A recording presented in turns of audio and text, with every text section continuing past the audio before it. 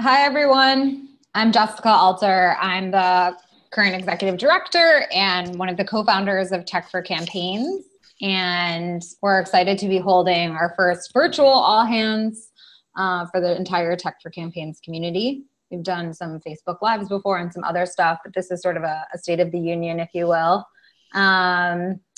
Before I get into things, I wanted to introduce Greg Dale, our head of campaign relations, who's joining us. Hello. I'm sorry. And Azra, who is one of our amazing volunteers, who you'll also be hearing from this evening. So we're really excited to welcome all of you. There's a chat to ask questions, so you can certainly ask questions there. We'll be taking most of them at the end. So without further ado, I want to get into the story and where we are with Tech for Campaigns. I'll be talking for about 10-15 minutes. Then Greg will talk about some of the campaigns that we're working on, and Azra will talk about a specific project or two that she's worked on, and then we'll take questions. A big shout out before I forget to Maddie Hodges, who runs all of our social and made this idea come to life. So big thanks to everybody who's joining me tonight, and Maddie especially. So I'm going to go through a little bit about why Tech for Campaigns exists, and also why we focus especially but not exclusively on the state legislatures. If you know this, then it's just a stark reminder, and if you don't, it's quite important. But the maps on the screen, as you can see, are control of the State House, State Senate, and governorships from 2009 to 2017. So if you think about it, it's just 4 election cycles. During that time, the Dems lost close to 1,000 seats net, and they lost control of 39 chambers, meaning a governorship or a state chamber. The question is, obviously this looks bad, and on a map it starts to look like a sea of red, but why does it really matter? It matters for a host of reasons. The top 2 are that a lot of the issues that you care about, that most people care about, are actually decided on at the state level. And so things like gun safety, healthcare, immigration, school standards, education, a lot of stuff happens at the state level. In addition, a lot of what you see happening at the congressional level is a stalemate. But at the state house and Senate level, there's a lot going on. It just doesn't get covered in the news because it can't break through the noise. And most of the local media outlets have shuttered. So there's a lot happening and a lot getting done that we don't always hear about it. The second humongous reason is redistricting. So every 10 years, right after the census, there's a process called redistricting, where the lines are drawn for the House at the federal level and the state house, the state houses. Those are actually drawn by the state legislatures.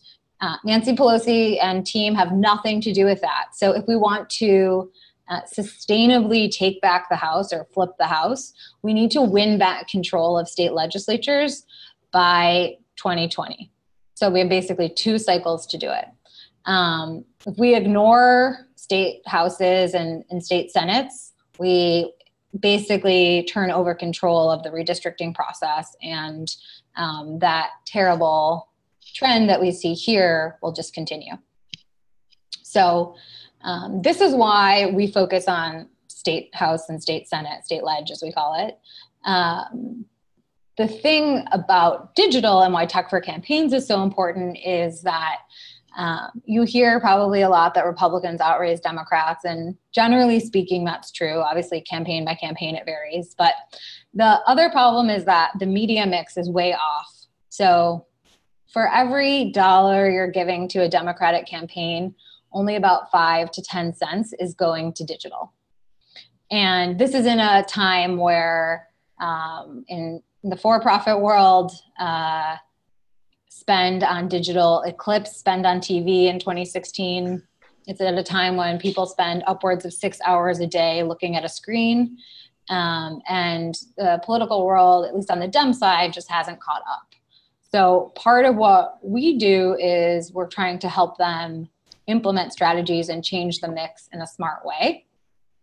In addition, what we've seen is that this is not the case, at least on the spend on the Republican side.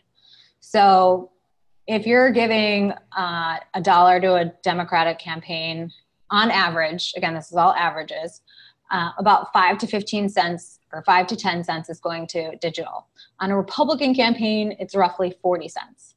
So it's definitely out of whack. The Republicans have prioritized it. I know there's a big, what are you talking about moment happening because everyone thinks the Dems are great at digital because Obama was great at digital. And that's true about Obama, but Obama doesn't equal all Dems.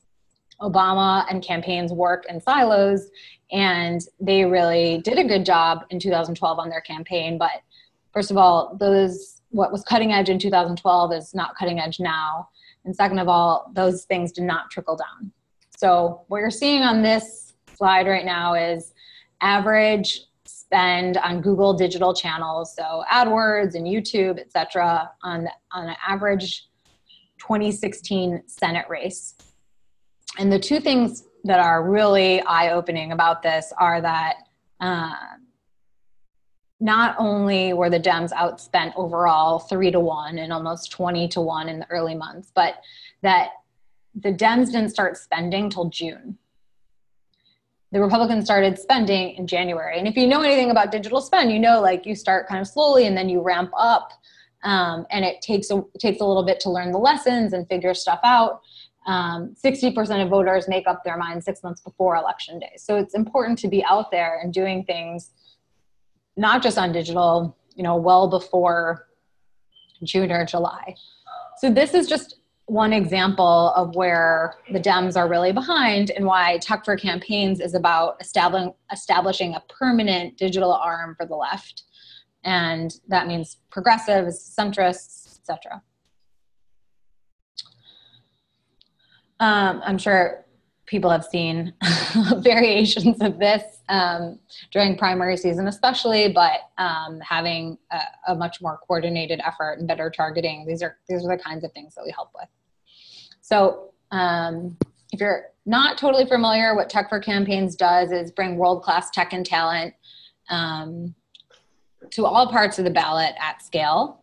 On the tech side, we build some of our own technology and infrastructure that gets shared across campaigns, shared across states. To a software engineer or product manager, that sounds very run of the mill, but it's simply not done in politics right now. And then where possible, we also use amazing industry standard technologies like Hustle and Facebook and SendGrid and all kinds of things like that. We're not trying to build technology where amazing technology already exists. On the talent side, we match all the campaigns that we work with into projects on those campaigns. The projects are usually 3 to 5 people. One of those individuals is always a team lead, and we run a project on their campaign. So this is an example on the left of Chris Hurst, who was a delegate in Virginia last year. We ended up having 5 teams working on his campaign. We ran all of his paid digital. We ran his Get Out the Vote texting projects and several others. And so the teams are always put in to sort of a weekly sprint model. The team lead works directly with the campaign manager, and we know how to help them manage it from there. So someone had asked me the other day if we just match them and then say, good luck. No, that's not the case at all. Just to, update you on where we are. We're at about 8,000 volunteers in the network. Almost 60% of them are totally new to politics, have never done anything in politics besides either give money or vote before, which is really, really awesome. In 2017, we completed about 50 campaign projects. To date in 2018, we have already 75 completed or in motion. We just had a call today and are looking at the numbers, and we're hoping to be at over 150 projects by the end of 2018, plus the 50 would lead us to over 200 projects completed in our first 2 years. So we're really pumped about that, and that's one of our big goals right now. To give you a little bit of a sense of where we focus, the states with the stars are where we're going deep into state legislatures. We usually partner with a state caucus, which is the organization that usually oversees all the campaigns in that chamber. So there's a state caucus for the House and a state caucus for the Senate. We work with them and do things at the caucus level where we think we can make a huge impact there. And then we prioritize with them, and they help introduce us to many, many campaigns. Because there's so many campaigns in state houses especially, and also state senates, we end up working with between usually 10 and 20 campaigns in a chamber. So there's a lot of campaigns and a lot of teams that get staffed on those campaigns. So for 2018, we're working in Arizona, Florida, Michigan, Missouri, New Mexico, Pennsylvania, and Texas. And that's just at the state ledge level. Then about 25% of the work we do is at the statewide or federal level. So we're working on some statewide campaigns in Georgia, in Texas, and we're working on federal campaigns across many more states, from Minnesota, Virginia, Michigan, California. So this is about how we're prioritizing state legislatures. We do work on the federal and statewide level as well. So a big update, we've been hiring a ton, and actually in the last, I think, 3 weeks, we've brought on actually probably more than 8 people, but these are 8 people that we brought on full time. We brought on 6 state leads. The state leads are awesome and are overseeing all of the projects in the states I just mentioned. So Jeff, TJ, Sam, Chris, Gretchen, and Carla are overseeing there. Doug Lewis just joined us. He's an amazing performance marketer. And then Bob Trahan joined us as a software engineer. We are hiring more software engineers in case you're interested. So as the last slide or so, I just want to talk about, people often ask us what types of skills our community is made up of. It really runs the gamut from anything that you'd see at a tech company. That includes social media marketing, design, product management, paid marketing, engineering, data science. And you can see the split on our volunteers by discipline here. This is self-identified. And the kinds of work that we do, and you can see this on our site, really ranges. And a lot of it depends on the timing and the cycle. So, you can see digital basics on here, websites and that kind of thing. We're not doing that anymore. It's just too late in the cycle for that to be helpful. We're much more focused on the analytics and data, digital and social media. And then engineering, data science, we'll usually do that at the caucus or federal level. As I said, we're not building one-off projects for campaigns on the software side. We'll only do that if we see that there's a potential product that has wide applicability, and we'll then use that campaign as someone to sort of help beta test it, and then we'll sort of centralize that project. So these are just some of the outcomes that we target and track. Certainly fundraising, email acquisition, volunteer recruitment, marketing optimization, GOTV, and overall targeting. So lots of different projects going on. I think 75 projects in total, but we probably have this week 20 more projects that are being staffed. So it's a really busy time. One of the things I want to mention is I think there's a big push out there and sort of some norm to volunteer at the very end of a cycle. That doesn't work for digital. So we will stop we will staff no more new projects after October 5th. That will be the last time you could get staffed on a campaign. So if you've been waiting around and wondering or have a busy schedule and you want to get involved in late October, it's too late. We staff projects that are 4 to 8 weeks. And so the last time we'll staff up the last projects that will go till the end of the election will be the very beginning of October. So if you've been waiting to get involved, now is really the time to do it. And the same with if you have friends. We're especially excited about all the paid marketing projects that we have, and Azra's going to talk about some of that. So paid marketers and designers are some of the highest volume needs for us. So with that, I'm going to stop and let Greg Dale introduce himself and talk about some of the project work that we've been doing. Cool, thank you.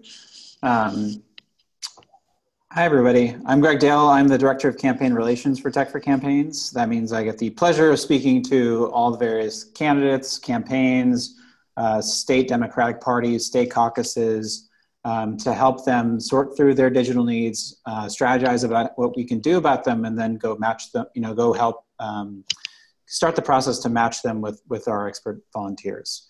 So as Jessica mentioned, our projects really fit into a couple of big buckets. We have the wonderful advantage of having so many different volunteers with various skill sets available to us. But we really want to make sure that we channel them into the areas that have the most impact and the most effect for the campaigns that need them. So like Jessica said, we've been doing, especially in the cycle, a lot of website work. Now we're kind of really going through a lot of fundraising research processes that help candidates raise money, especially since this year we have an incredible number of Democratic candidates who have never run for office before, and they don't have the sort of pre-existing fundraising networks in place that existing sort of creatures of the political machine do. And so a lot of the things that we do around fundraising really help them get off to a roaring start for that campaign. And now, as we get through that, we're really starting to leverage and lean into our media and outreach bucket. So digital advertising, email, texting, all about ways to reach people as they spend those 6 hours on their various screens. So I'm going to go into two campaigns today, one in New Mexico and one in Missouri, where we've done a couple of really interesting campaigns to sort of show you what the work looks like and what we're doing going forward. So Garn Lewis is running in Western Michigan for the Michigan State Senate. The Michigan State Senate is currently in a supermajority, a Republican supermajority. They only need 2 seats to flip it, or to break that supermajority and really increase the amount of Democratic influence that's happening in the Michigan Senate. So Garn is a retired. Greg, what is a supermajority? A supermajority is usually when a given political party has it's usually about 2/3 control of a given political chamber. So that gives them usually extra powers to either override a governor veto, override the minority power, and usually have extra power around controlling the budget of the state. And so when one political party, in our case, Republicans, have control in a supermajority situation, it's where really bad things start to happen, and there's sort of no moderating influence from the Democratic side. So even in some of these chambers where there's a really strong Republican numerical advantage, carving out a few seats to move that needle past the 2/3 mark can have a significant impact in the actual legislation that's passed by the chamber.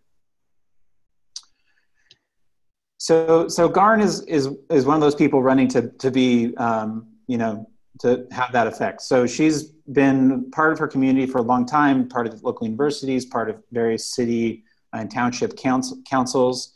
She comes, her personal background is that she grew up as an Air Force brat, and she's going to be the first openly lesbian state senator in Michigan. And she's actually, it's just really, kind of spunky and cool person. And you sort of seen that in the sort of various volunteers that have already come to her campaign. They have a campaign Slack that's super active and really enthusiastic. And TFC fit into her campaign with the help of the Michigan Senate Democrats caucus. That's an example of that partnership model that Jessica talked about.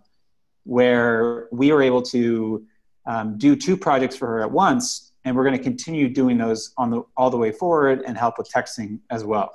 So the 2 projects were email, helping them do email fundraising, and digital advertising. And on the email fundraising side, when you're running for a state office, you don't have a lot of sort of excess budget and capacity to run the sort of email programs that we all know and love from larger campaigns. And so a TFC project moves the needle from sending out emails occasionally every few weeks when they can find time and sort of the motivation, to a regularly scheduled, sort of statistically A/B tested and rigorous method to help raise those funds. So it's a really big needle mover for these campaigns. Even a few extra $1,000s is really meaningful to them. And on the same side, a digital ads team is conducting message testing, raising Garn's awareness, and starting to contrast the record of her opponent to Garn's platform. So just in these 2 teams, there's 6 TFC volunteers, and special shout out to Patty Stubel, who is on her 2nd project already. And I'm going to sort of walk through a couple of the ads that they've been running, just to sort of bring this to life. So on the left, we've sort of, in both ads, we have sort of a consistent brand identity that's created by these advertisements, by the TFC team, dealing both with something that's really key to her background as an educator, meaning public education and public school funding, and also beginning to contrast with her opponent. So, across both messages about public education, you see both a strong positive and a strong contrast, which we call in the little sort of political lingo, contrast message, where it's not an outright attack ad, but you are drawing a sort of explicit contrast against the opponent compared to the Democrats' platform. So really nice, beautiful advertisements. And like Jessica mentioned, you get started now, you start to learn which of these images, which of these taglines, which of these issues really produce the most engagement, which really drive people to your page, and which raise your name ID and make the right points for the campaign. So the next one I'm going to talk about is for Representative Liz Thompson in New Mexico, and it's a website project. So Liz Thompson is a social worker by training. She's been a physical therapist for 30 years, and she currently represents New Mexico's House District 24, which is Albuquerque.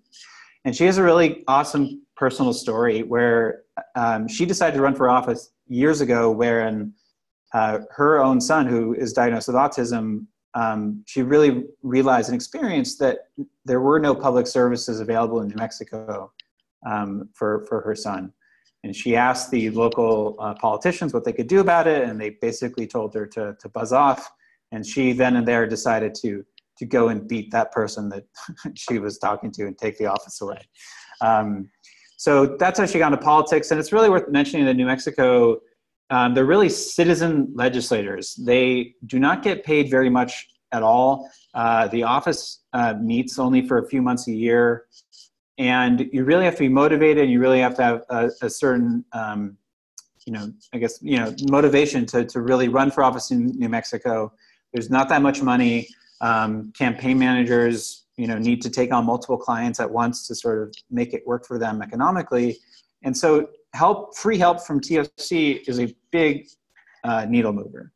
So that's, it's when we did the website they had a website, but it was really out of date. It was on sort of an antiquated look and feel and wasn't accomplishing the campaign objectives. And they definitely did not have funds to go and sort of access commercial options for fixing it. So a great TFC team led by Nick Hobbs, but also with Carl, Patrice, and Randy, completely redesigned Liz's website, delivering a modern design, spotlighting key issues and easy to find donate buttons.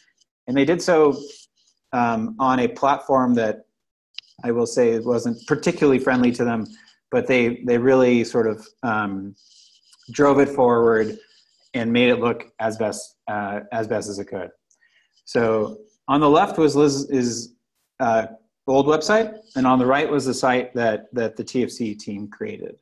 So it's just a dramatic visual difference, and also not beyond just the aesthetics of it. it's a dramatic functional difference. On the old site, it wasn't really clear who she was when you get to the landing page, not really clear what her key issues were, not clear how to donate, all that kind of stuff. On the new site, it's very clear her top 3 issues. It's very clear from the moment it loads what she's running for and who she is. Kind of fits with her sort of personal color scheme and brand, and sort of below the fold, there's really nice, big, giant donate buttons. So it was a really, really successful project, and one that I think the team and we all can be, definitely proud of. So these websites, like Jessica mentioned, are really sort of a foundational thing, and we do them early in the year so that the campaign has the sort of time to put it to best use as people come to the site, learn about the candidate, and make up their mind about who they're going to vote for. In these elections, it's less about dramatic numbers of traffic, since they're relatively small geographic areas, but we like to think that every visitor that comes to the page is an extremely high value visitor, because if they're coming to your page about your state house campaign, you really want to make the best impression you can in the first few seconds. So those are just two campaigns that and projects where we've been able to do some awesome things. They're all sort of recurring and ongoing. So Garn, for both of Garn's email and ads projects, we're going to now be staffing phase 2 as we move into the fall. And Liz Thompson, we're going to be helping with texting or ads or something else down the stretch. And so with that, I will hand it back to Jessica to go into our volunteer spotlight.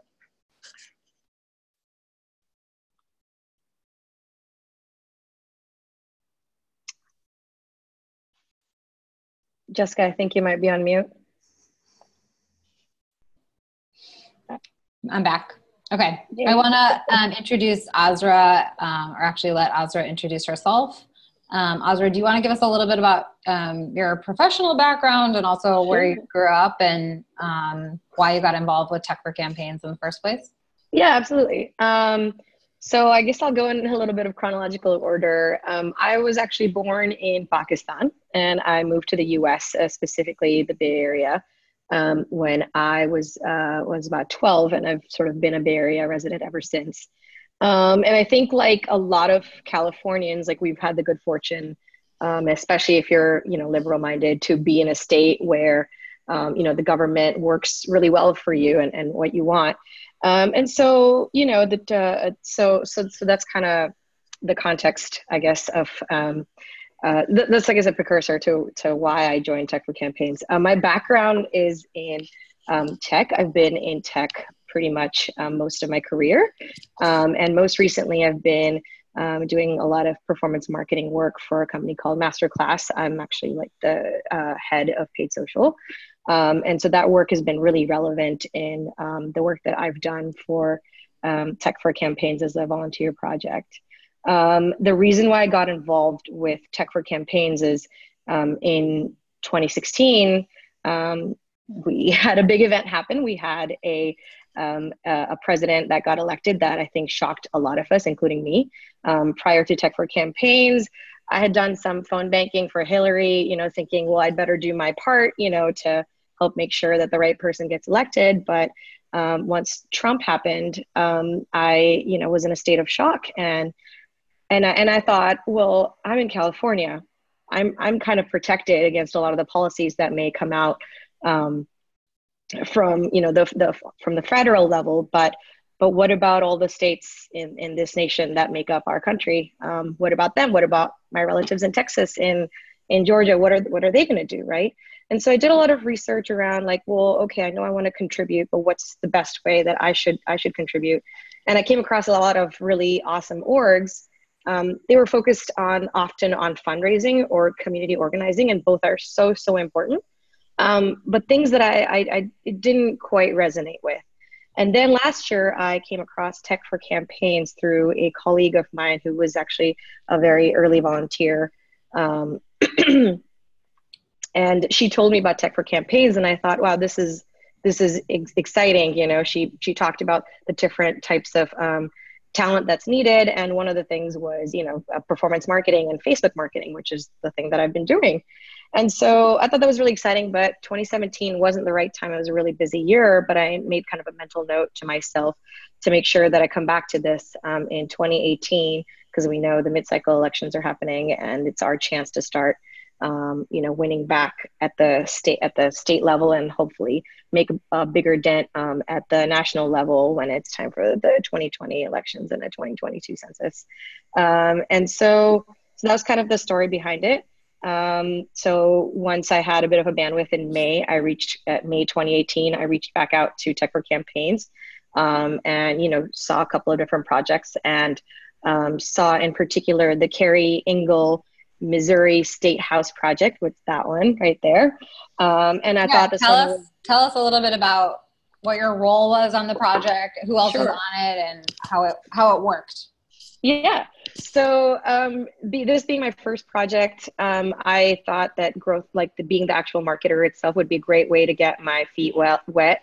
And so we were a team of 4 people to start with. We were 2 marketers, 1 team lead, and 1 designer. And then we actually ended up dropping down to 3 people, because we thought that, you know, we sort of had our bases covered, and one of them left to actually go lead another project.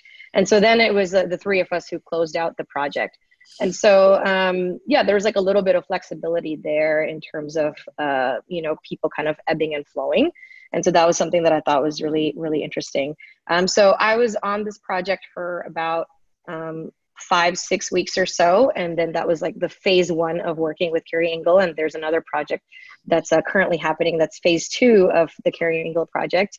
The reason why I kind of had a bit of a break is because I, you know, had a couple of personal things to take care of.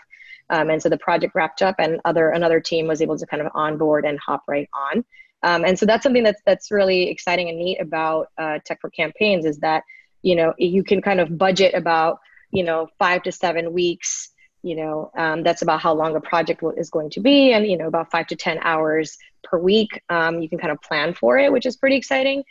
So right now I'm in between projects. I'm actually just signed up for another project that's a state senate project in Florida, and I'll hopefully be jumping on that next week, you know, when that gets going.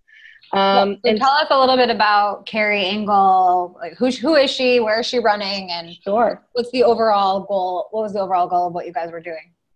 Yeah, so Carrie Engel, like many of the people that are running on the Democratic campaigns, she's new to politics. She's a social worker in Missouri in District 35, and she's running for state house for the first time. And her campaign is focused on education and mental health. And so for us, the goal of the campaign, or the work that we were doing with her in phase 1 of our engagement with her, was simply to build awareness around her. Her district, you know, I think often goes uncontested, but if you kind of look at the record of like when there was a contestant in her district, you know, the margin by which that district was won wasn't super high. And so it's sort of one of those districts that is definitely winnable. You know, last time it didn't go contest, it was uncontested, and this time there's actually an opponent. That's her, which is really cool. I think her story really resonated because I think she was sort of emboldened by the results of the election, just like many of us who are on this call and who are volunteering with Tech for Campaigns.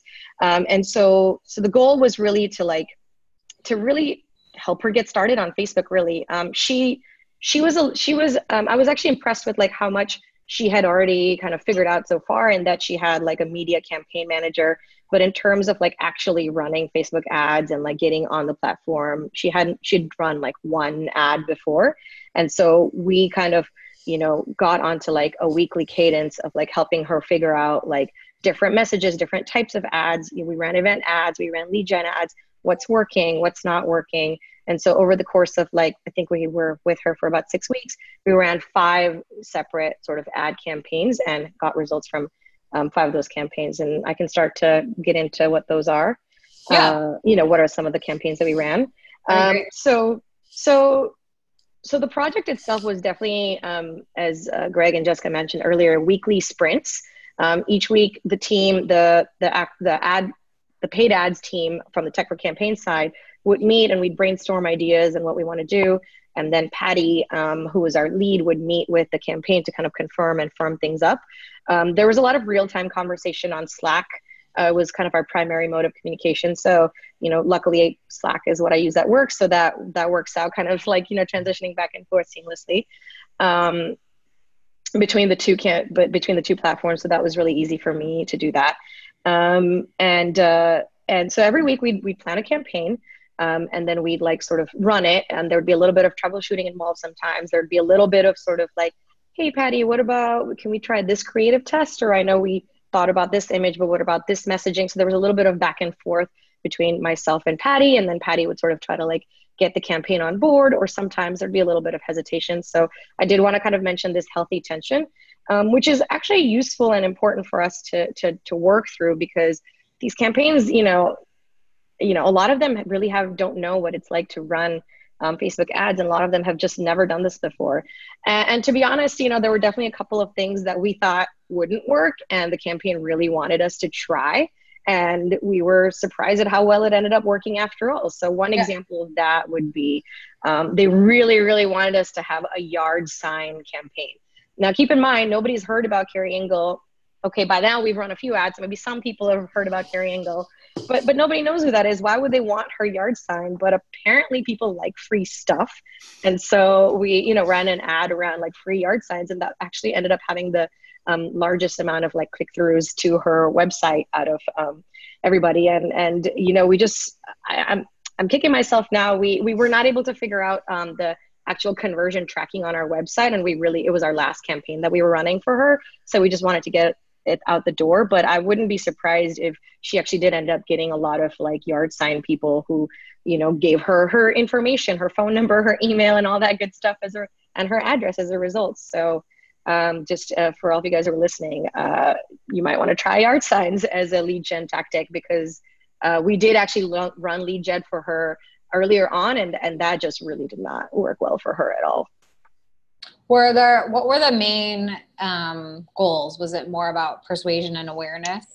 Yeah, it was her. So since it was the first set of ads she was running, and she was new to to campaigning, this was definitely very much about awareness and persuasion. So how were you measuring? What were the success metrics on awareness? I think it was purely reach and like a little bit of engagement. And so like we were able to hit most of the people. The numbers wise, in terms of reach, we were able to get about as much of like a reach as like roughly like 2/3 of her district size. So, you know, I think we wanted to really like get her name out there, and the fact that she was, you know, the platform that she was running on, I think she was like, her emphasis was on education a lot. You know, she had been part of the, you know, very active in the PTA and things like that. And so that's the one kind of issue that we pushed forward during that time. So it was really like, hey, this is Carrie. This is what she's running on. Do you want to give us her info, or like, sorry, do you want to give us your info so that we can follow up with you? So that'd be like the lead gen stuff. And then also another thing that was successful for her was she had her first fundraiser through us, basically. And so we also drove signups for an event for her fundraiser, which was actually her birthday fundraiser. So her birthday was like a really great experience. Oh, right. I remember that. It was really fun. It was a really good excuse for us to sort of say like, hey, celebrate her birthday, help make her birthday wish come true of like, you know, winning this election. And what was cool is people who had like never heard about her signed up for this event and actually showed up. And I think a couple of them gave her money. So the work we do with these paid ads campaigns, like it actually work. And I know, you know, these campaigns, you know, we're talking about tens of thousands of people that we're reaching, but these campaigns are really won on like, you know, sometimes a few hundred votes, you know, 1,000 votes is like a big margin. Yeah. So, you know, to be able to kind of actually drive real tangible results was really gratifying. Cool. Before we jump into questions, I know you took a little bit of a break and had a vacation, and now you're jumping into your second Tech for Campaigns project. Do you want to just tell everyone quickly about that overall project? I know it hasn't started yet, but who the candidate is and why you're excited. Sure. Yeah, so the second project is a state Senate race, and I'll be the team lead on that project. And it's Janet Cruz, who's been in the House for the last 8 years. So, there's awareness around her. But I think it's a state Senate race that definitely went Republican the last time. And, it's an incumbent that we're trying to upseat. But she definitely has a really solid chance. And as we might have noticed in the slide earlier, Florida is a priority race or priority state because we have a chance to actually flip the Senate. And so I'm pretty excited about this race because once a state senator is elected, they're there for 4 years. And that means they're going to make it through that 2020 census time that we're talking about. And they're going to be there to help draw the right districting lines, which, feeds into the national election and gerrymandering and all that good stuff, as we know. Yeah. And so I actually checked her out a little bit and her opponent, and no surprise there, her opponent's been running lots of ads, and she hasn't, but she does have a couple of people who've been, or orgs rather, who've endorsed her. So Planned Parenthood has been running ads on her behalf, which is cool. And then the Tampa Bay Reporter also endorses her and has been running ads on her behalf. So I don't know the details around what that partnerships are like. I'm excited to find out more. But she hasn't done any testing, and so I'm kind of excited to see what we can do for her. Right, and also more room to make an impact. Exactly. Awesome. Thanks, Azra. I really appreciate it. I want to get into a couple of the questions that I see being posted here, and I'll direct them. So it looks like Phil asked, and Greg, I'll let you handle this one.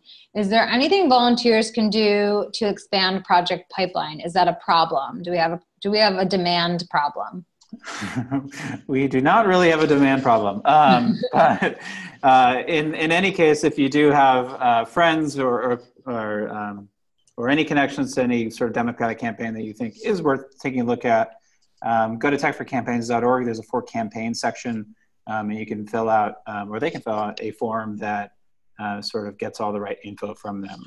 I will say that we are really, really focused on our state legislative states. So those sort of caucuses and areas that we had focused before. And so we're really trying to drive as much of our efforts into those areas, have as big an impact in this coming election there. So that is the big disclaimer, but always happy to take a look to anybody that, fills out the form. We have this whole team of people that look at what comes in and figures out, sort of like how to triage it, how to prioritize and all that kind of good stuff. Yeah, exactly. So Greg and his team run that whole process.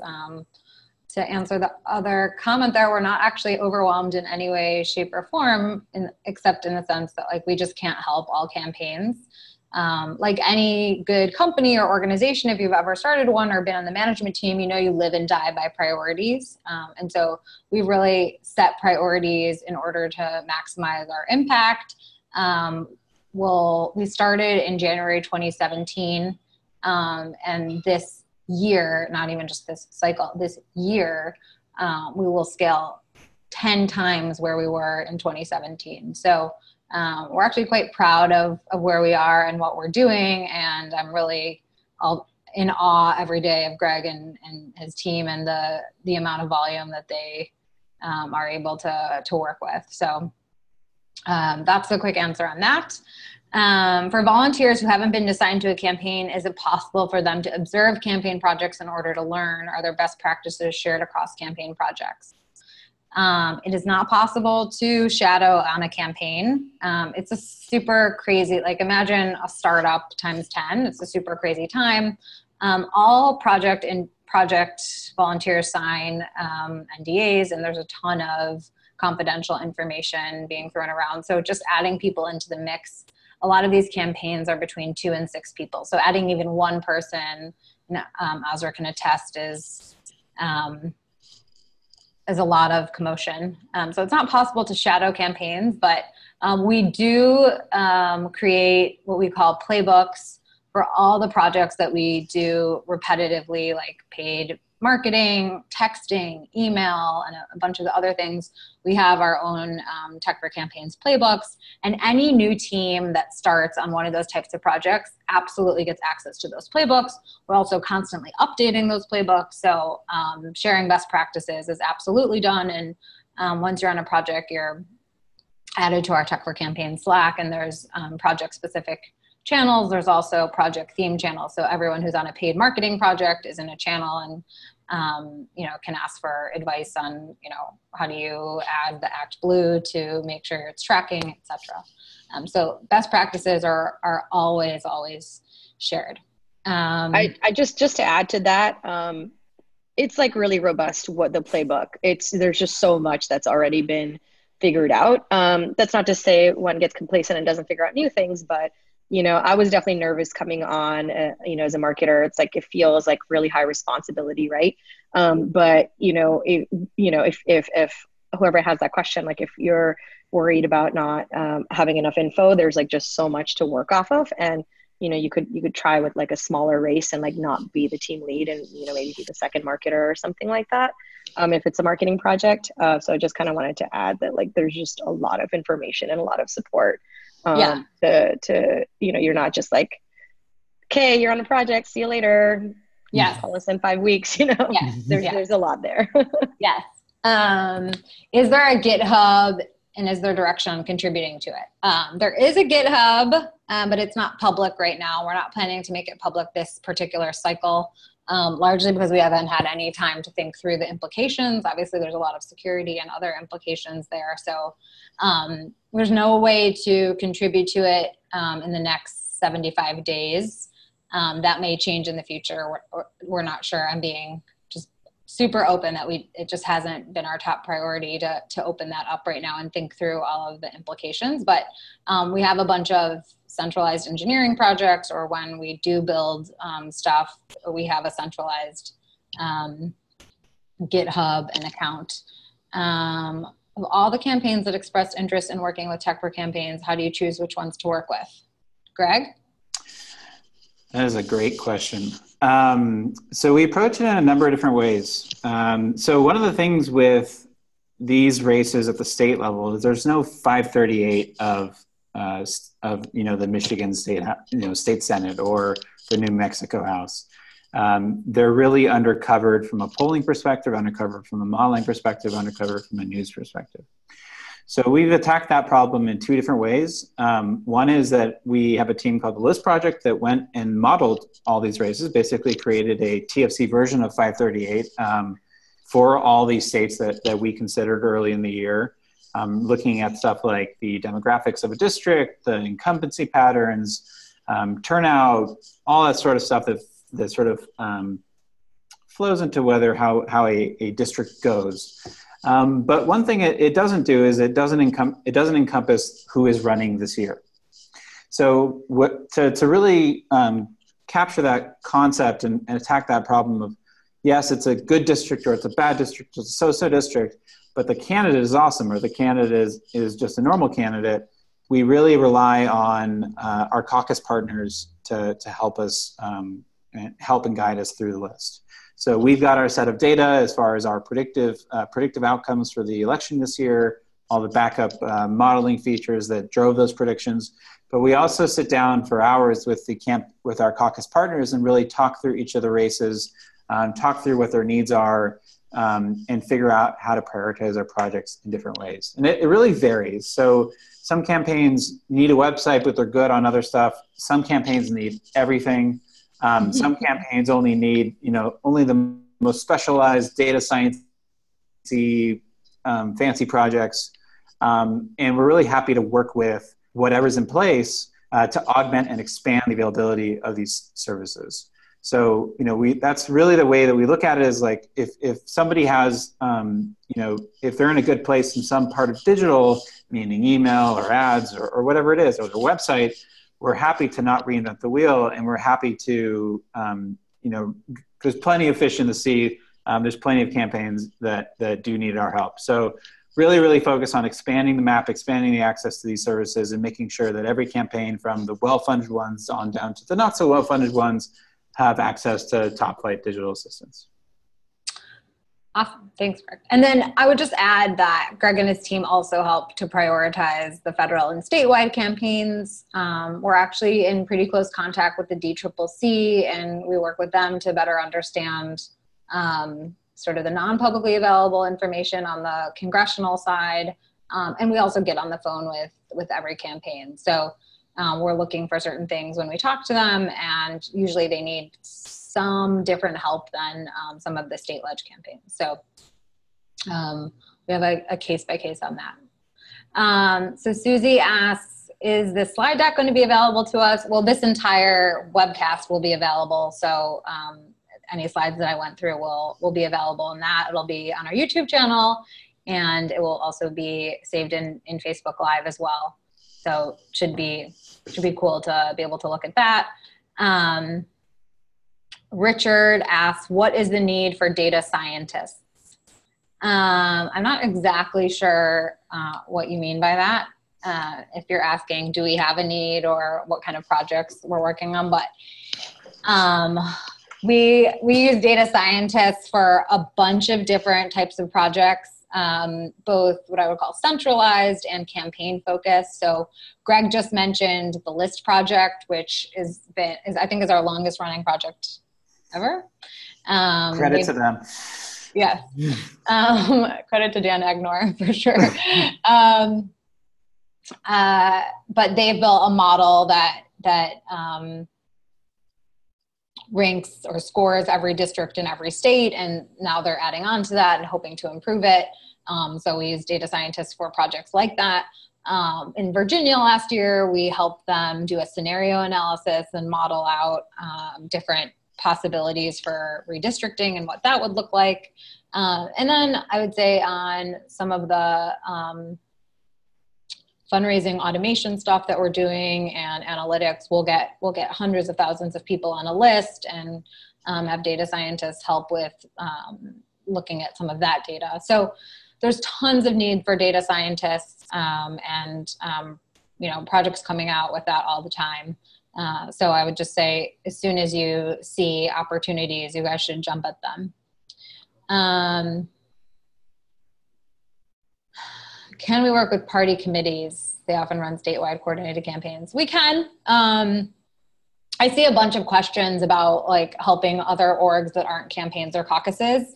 So I'll just reiterate what I already said, which is I think that organizations and companies live and die by prioritizing. Our top priority right now is helping to flip control of state legislatures. It is we believe the highest ROI thing you can do, bar none. It is just where other people aren't focusing. So it's basically simultaneously the most important type of race and ignored. And there's so many of them. So we're an organization that is uniquely qualified to help there, because you can't pick 2 or 3 races and call it a day. In Arizona, for example, what's the number, Greg? I think we're helping 18 races. That is really our focus. We actually made a very strategic decision at the beginning. We're not helping other organizations, other nonprofits. We're helping political campaigns and caucuses, and that's not going to change in the near future.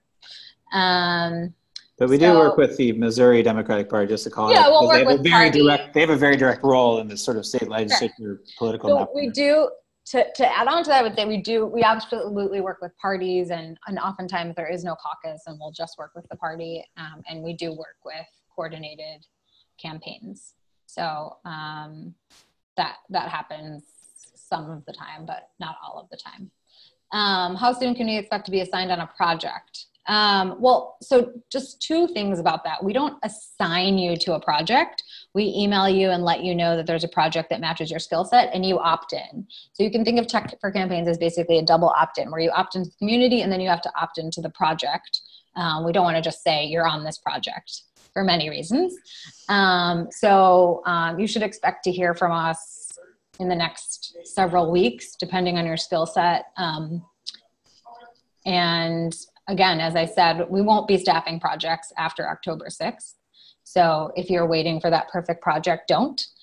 get involved as soon as you can, because the last time to be staffed on the Tech for Campaigns project will be the last project will be staffed October 6th, and probably earlier than that. So I don't know the person's skill set that asked that question, so I can't say for sure, but we're reaching out to people constantly now. There's also always opportunities to volunteer in the newsletter, so happy for you to volunteer through that as well, which goes out every single Wednesday. Thanks to Cassie for that. Cool. Other things that we didn't cover, otherwise we're at time and we're gonna wrap it up. Awesome. Any parting thoughts, Greg and Azra? I think it's awesome to see everybody here on the chat. It's awesome to see everybody watching. And it's, sometimes we're so heads down that it's easy to forget about all the people who help and are doing an awesome job contributing. So thank you to everybody. Yeah, and I just wanted to say that I'm actually just really grateful for the opportunity to be able to actually contribute to this election cycle through Tech for Campaigns. I think we've seen the Supreme Court decisions happen. We've seen all kinds of things this year. And I see my friends sort of go off in a tizzy about what are we going to do. And I don't know, I guess I feel grounded in that, we can't really change the past, but we can do things about the future. And I'm trying to do something about the future. And, all of you guys who are on the call, like you guys are all trying to do something about the future as well. That's why you're here. So like Jessica said, we have only a few weeks left.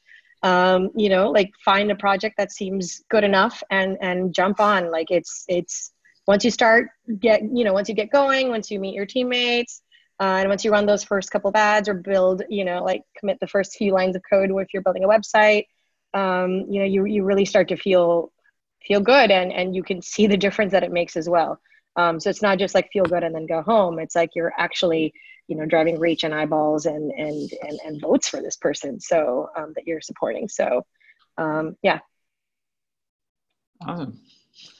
Awesome. Well, let me just echo the appreciation that we feel for the entire community and that I feel for everyone that works on Tech for Campaigns daily. And it's really humbling.